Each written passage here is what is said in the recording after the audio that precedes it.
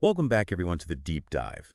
And we are kicking off 2025 with a look back at all the amazing interviews on ScaleUp Radio over the past year. We'd love to go deep on a single source, but for this one, we thought it would be fun to kind of pull out some of the biggest themes and maybe some of the most surprising lessons from all those conversations. Yeah. So think of it as like a best of ScaleUp Radio 2024. Yeah, definitely a lot of gold in those archives. So much. And, I was really struck by how many common threads there were across these really diverse range of businesses. Like we had everyone from, sustainable seafood to legal tech to AI drug discovery.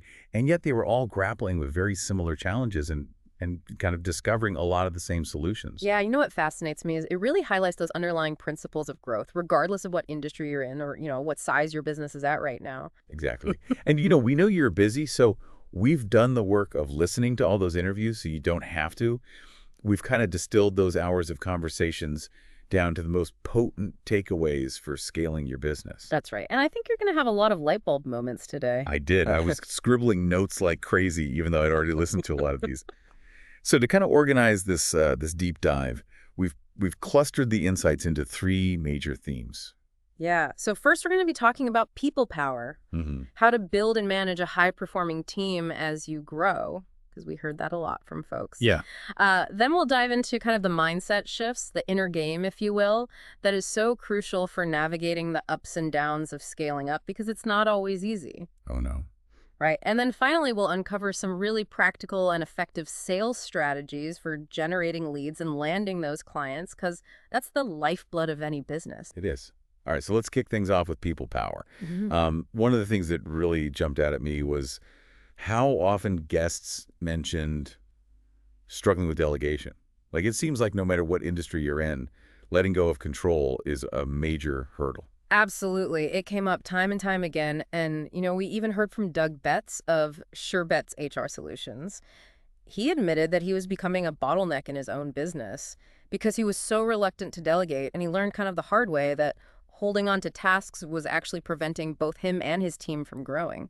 It's so classic. It's that founder trap, right? Where you think you're the only one who can do it right or the best or the fastest. Yeah, it's that perfectionism that can really hold you back. Totally. But, Fiona Wiley, the marketing guru, she actually found that stepping back and trusting her team led to a much smoother and less stressful transition.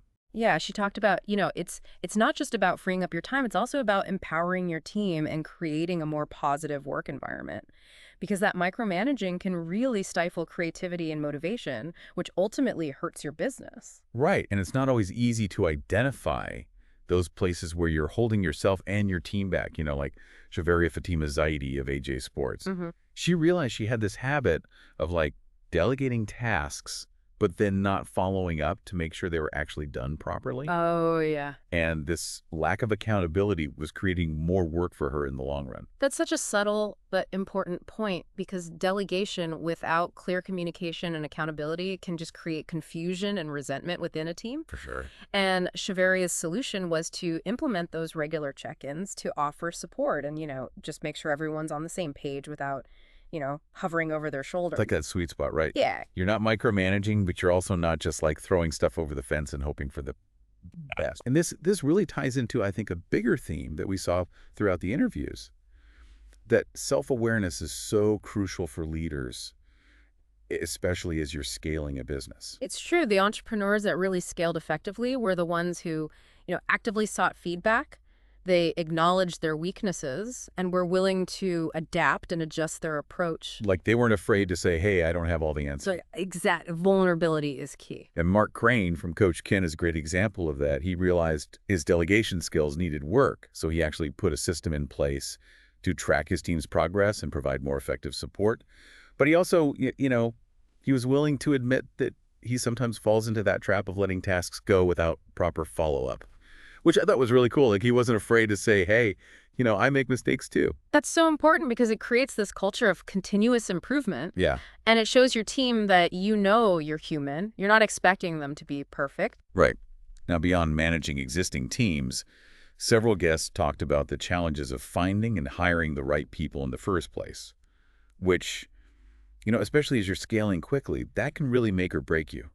Because bringing on the wrong people can derail your progress. Oh, for sure. And, Reese Elburn from Let's Sleep had a really fascinating hiring strategy. They actually start with an informal call to screen out candidates who are just mass applying to every open position out there. Interesting. So it's a way to gauge genuine interest, but also, set expectations early on.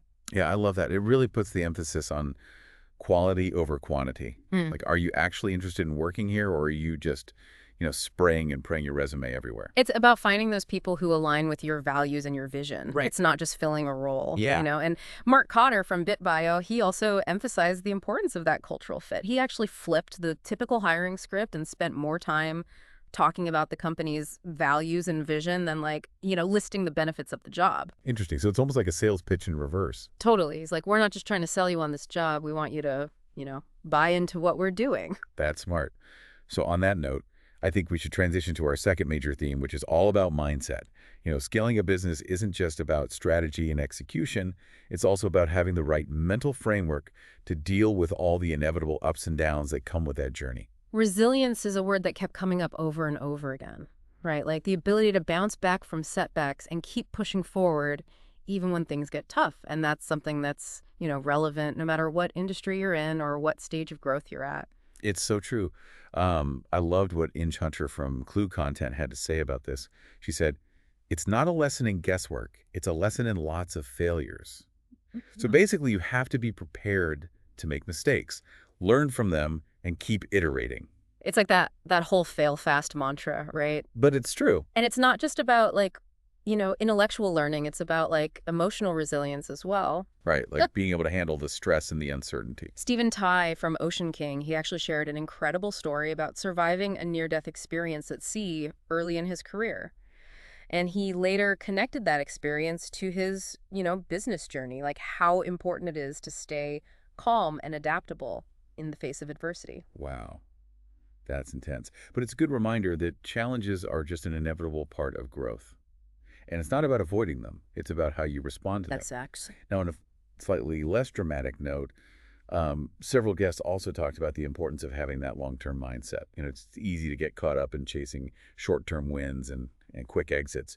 But the entrepreneurs who built truly sustainable businesses were the ones who were focused on creating something with lasting value. Right, playing the long game. Exactly. And Sebastian from Vulu talked about, being in it for the long journey, like building a legacy that extends beyond himself. I like that. Yeah. And he kind of contrasted this with the whole get-rich-quick mentality that drives a lot of startups. Like he was saying, true fulfillment comes from building something that's meaningful and impactful. It's about purpose over profit. Yeah. Which is not to say that profit isn't important, but it's not the only thing. Right. And Joe Seddon from Zero Gravity, he also echoed this sentiment. He emphasized the importance of having a clear roadmap and a long-term vision when you're raising capital. And he was very transparent about his company's valuation, like prioritizing honesty over inflated projections. Yeah, I think investors are increasingly savvy to that. They're looking for entrepreneurs who are in it for the right reasons. Totally. Like people who are building something sustainable and not just, trying to pump up the numbers for a quick flip. Exactly. Okay, so are you ready to dive into our final theme? Yes, bring it on. This one's a biggie. This is the one that can make or break any business, no matter how brilliant your product is or how strong your team is. Sales savvy. It's where the rubber meets the road, right? You can have the best idea in the world, but if you can't generate leads and close deals, you're not going to scale. Nope. And what's interesting is, looking back at these interviews, we really saw a shift away from those kind of hard sell, pushy tactics of the past. Oh, yeah, totally. Like nobody wants to be that sleazy salesperson anymore. Right. It's all about building genuine relationships and providing value up front. Yeah, Mike Adams from IntraStars, he had a great point about this. He said, approach networking with a mindset of giving, not just getting. I love that. Me too.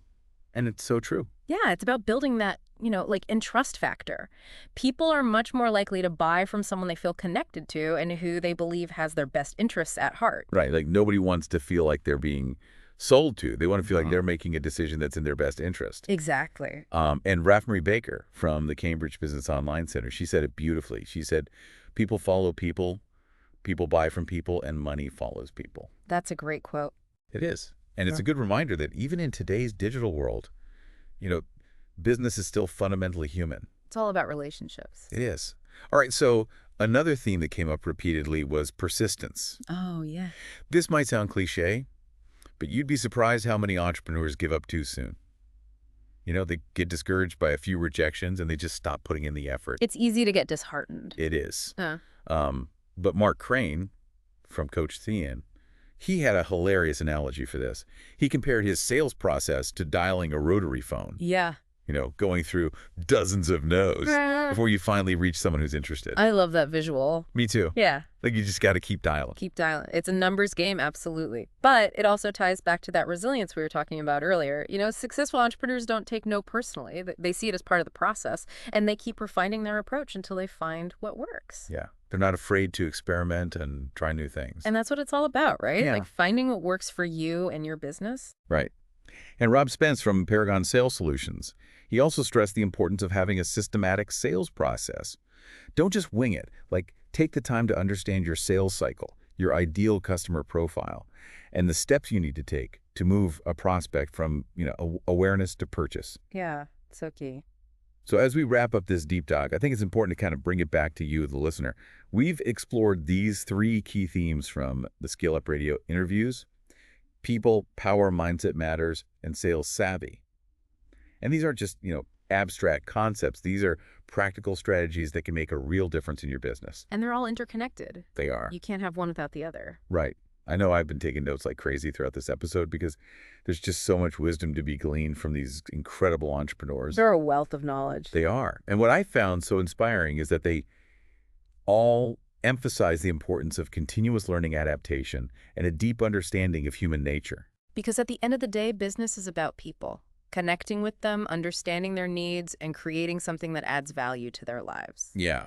So as you're thinking about your own business and your own goals for the year ahead, what resonated most with you today?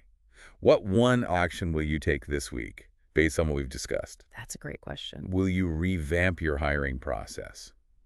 Delegate a task that's been weighing you down, or maybe finally reach out to that potential client you've been meaning to connect with. Whatever it is, take action. Even a small step can create momentum and lead to big results over time. That's so true. All right, so that's it for our ScaleUp Radio Roundup. Until next time, keep scaling, keep learning, and keep diving deep. We'll be here to guide you along the way.